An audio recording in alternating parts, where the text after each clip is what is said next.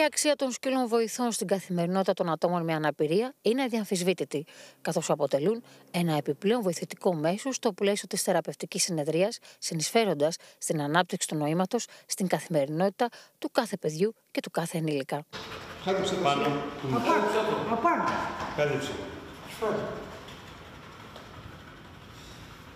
Τα τελευταία 3 χρόνια, ο Νέρση και η Πούμα είναι μέρος της καθημερινότητας των παιδιών με αναπηρία στο ΚΔΑΠ με αγάπη, αφού παρεμβαίνουν μέσω διαφόρων δραστηριοτήτων στην θεραπεία τους.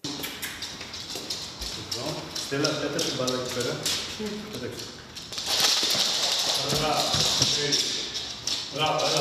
Όπως εξηγεί ο εκπαιδευτής σκύλων Τάσος Κρικέλης, ένας σκύλος βοηθός προσφέρει βοήθεια στην καθημερινότητα ενός παιδιού ή ενός ενήλικα με ειδικές ανάγκες. Είμαστε στο ΚΔΑΠ με αγάπη.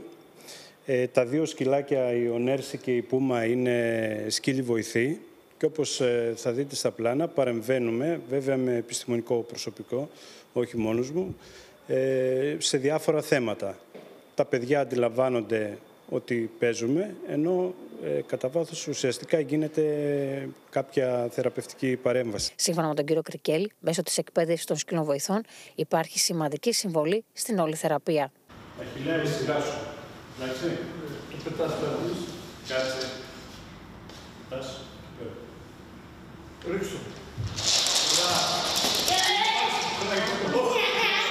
Δεν θεραπεύουμε με αυτό το πράγμα, αλλά βοηθάμε μέσω της εκπαίδευσης στην θεραπεία. Είμαστε στον 3ο χρόνο με επιτυχία, μεγάλη επιτυχία, και είμαστε και στη Λάρισα. Δηλαδή το αντίστοιχο ΚΔΑΠ είναι και στη Λάρισα σε καθημερινή βάση με σκύλους και όχι μόνο, και άλλες δράσεις, αλλά συγκεκριμένα με τα σκυλιά πάμε πολύ καλά, είμαστε πολύ ικανοποιημένοι. Η εκπαίδευση σκύλων βοηθών για παιδιά με αναπηρίες είναι μια επίπονη υπόθεση, αλλά η εμπειρία και τα ωφέλη είναι εντυπωσιακά, σύμφωνα με τον κύριο Κρικέλη.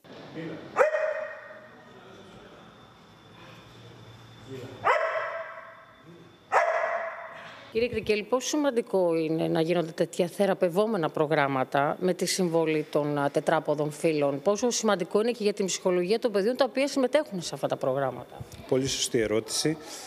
Στην ψυχολογία συγκεκριμένα, για μένα πιστεύω ότι θα πρέπει και στα σχολεία, σε τυπικά σχόλια να υπάρχουν, γίνεται ουσιαστική δουλειά, τα παιδιά το ευχαριστούνται, έτσι, και μέσα από αυτό, με τη συνεργασία βέβαια επιστημονικού προσωπικού, πετυχαίνουμε αυτά που θέλουμε σε εβδομαδιαία βάση. Δηλαδή κάθε εβδομάδα βγαίνει το αντίστοιχο πρόγραμμα που λέει θεραπεία μέσω σκύλου.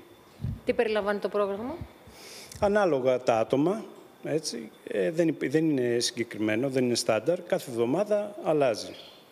Πιο πολύ μέσα από το παιχνίδι. Κάνουμε κάτι να φαίνεται να είναι ευχάριστο για τα παιδιά.